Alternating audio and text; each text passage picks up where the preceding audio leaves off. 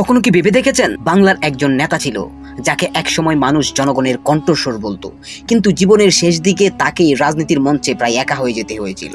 তিনি এমন একজন মানুষ ছিল যিনি বাংলার কৃষকদের রাজনীতির কেন্দ্রে নিয়ে গিয়েছিল। তিনি এমন একজন নেতা ছিল যিনি উপমহাদেশের ইতিহাসের অন্যতম গুরুত্বপূর্ণ প্রস্তাব পেশ করেছিল।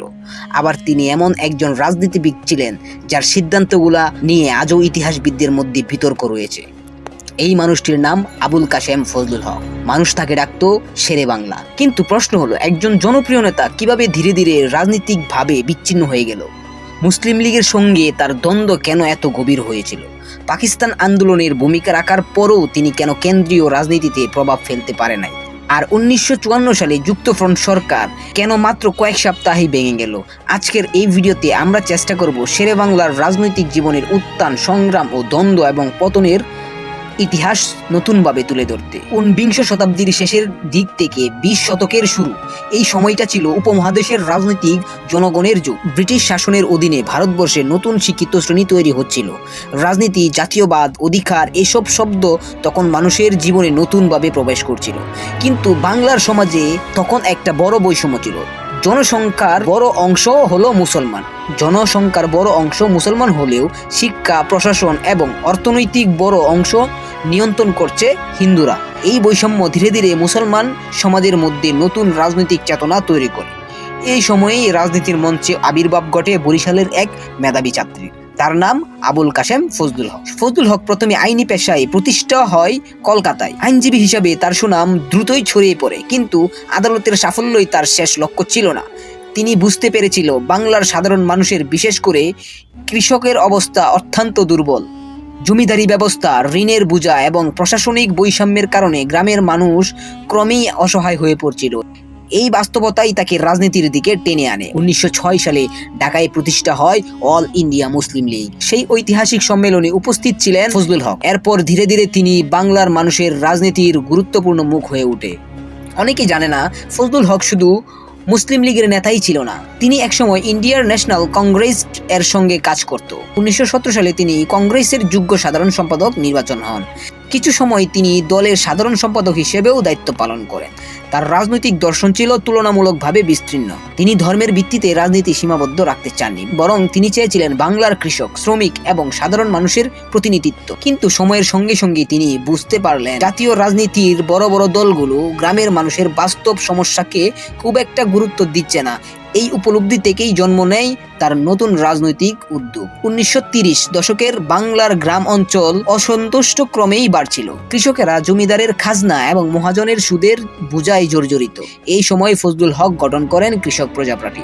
এই দলের মূল লক্ষ্য ছিল কৃষকদের ঋণ মুক্ত করা, জমিদারদের শোষণ কমানো, শিক্ষা ব্যবস্থা এবং গ্রামীণ মানুষের রাজনৈতিক প্রতিনিধিত্ব। 1937 সালের প্রাদেশিক নির্বাচনে এই দল গুরুত্বপূর্ণ শক্তি হিসেবে আবির্ভূত হয়।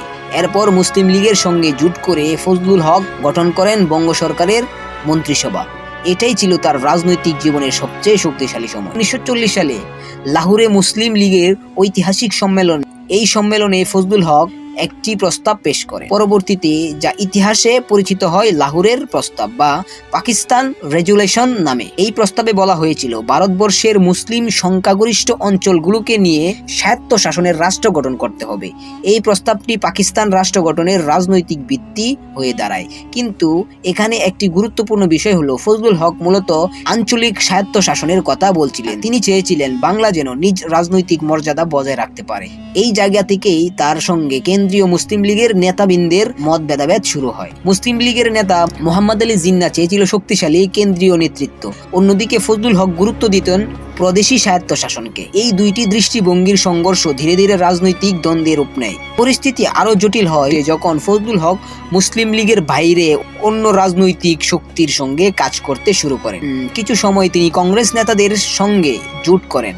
এই ঘটনাগুলো মুসলিম লীগের নেতাদের কাছে বিশ্বাসঘাতকতা হিসাবে দেখা হতো, ফলে দলের ভেতরে তার অবস্থা দুর্বল হয়ে পড়ে। 1940-এর দশক ছিল অত্যন্ত স্থির সময়। দ্বিতীয় বিশ্বযুদ্ধ চলছিল। এর মধ্যেই 1943 সালে ঘটে যায় বাংলার ভয়াবহ দুর্ভিক্ষ। লাখ লাখ মানুষ খাদ্যের অভাবে মারা যায়। এই দুর্ভিক্ষের কারণ নিয়ে আজও বিতর্ক আছে। কেউ বলছে ব্রিটিশ শাসনের নীতির দায়ী, আবার কেউ বলছে রাজনৈতিক বিশৃঙ্খলা এর জন্য দায়ী ছিল। কিন্তু এই ঘটনাগুলো ফজলুল হকের রাজনৈতিক অবস্থাকে আরো দুর্বল করে দেয়। 1946 সালে মুসলিম লীগ বিপুল বিজয় অর্জন করেন, অন্যদিকে ফজলুল হকের দল প্রায় পূর্ণ ভরাডুবি করে। এটাই ছিল তার রাজনৈতিক জীবনের সবচেয়ে বড় ধাক্কা। এই সময় থেকেই বাংলার রাজনীতিতে তার প্রভাব কমতে শুরু করে। 1947 সালে ভারত বিভক্ত হয়, দুইটি রাষ্ট্র তৈরি হয়, ভারত ও পাকিস্তান। পূর্ব বাংলা হয়ে যায় পাকিস্তানের অংশ, পূর্ব পাকিস্তান। কিন্তু দেশভাগের পর কয়েক বছর ফজলুল হকের রাজনীতিতে তেমন বেশি স্বয়ংক্রিয় দেখা যায় না। অনেকেই ভাবতে শুরু করেছে বাংলার এই প্রবীণ নেতা হয়তো রাজনীতি থেকে হারিয়ে যাচ্ছে, কিন্তু ইতিহাস তখন শেষ কথা বলেনি। 1954 সালে আবারও রাজনীতির মঞ্চে ফিরে আসলেন ফজলুল হক। তিনি মাওলানা ভাসানী এবং হোসেন শহীদ সোহরাওয়ার্দীনের সঙ্গে গঠন করেন যুক্তফ্রন্ট। এই জোট নির্বাচনে বিশাল জয় পায়। পূর্ব বাংলার মানুষ তখন নতুন আশায় বুক বাঁধে, কিন্তু সেই সরকার টিকে ছিল মাত্র 56 দিন। কেন্দ্রীয় সরকারের সিদ্ধান্তে সরকার ভেঙে দেওয়া হয়। এই ঘটনা অনেক প্রশ্ন তৈরি করে। এটাই কি শুধু অভ্যন্তরীণ দ্বন্দ্বের ফল ছিল, নাকি আন্তর্জাতিক রাজনীতির প্রভাব ছিল? এই প্রশ্নের উত্তর আজও পুরোপুরি পরিষ্কার নয়। ফজলুল হক তিনি ছিলেন কৃষকের নেতা, জনগণের কণ্ঠস্বর এবং উপমহাদেশের ইতিহাসের গুরুত্বপূর্ণ চরিত্র। তবু তার রাজনৈতিক জীবন শেষ হয় এক ধরনের নিঃসঙ্গতার মধ্যে। কেউ তাকে দেখতেন বাংলার সাধারণ মানুষের প্রতিনিধি হিসাবে, আবার কেউ মনে করেন তার রাজনৈতিক সিদ্ধান্তগুলো অনেক সময় অস্থির ছিল। হয়তো এই কারণেই ইতিহাসবিদরা আজও তাকে নিয়ে বিতর্ক করেন। কিন্তু একটা বিষয় অস্বীকার করার কোনো উপায় নেই, বাংলার রাজনীতিতে শেরে বাংলা প্রভাব ছিল গভীর ও স্থায়ী। এখন প্রশ্ন আপনাদের জন্য, ফজলুল হক কি সত্যি বাংলার কৃষকের সবচেয়ে বড় নেতা ছিলেন, নাকি তিনি ছিলেন সময়ের রাজনৈতিক ঘূর্ণাবর্তে আটকে পড়া এক জটিল চরিত্র? আপনার মতামত কমেন্টে অবশ্যই জানাবেন।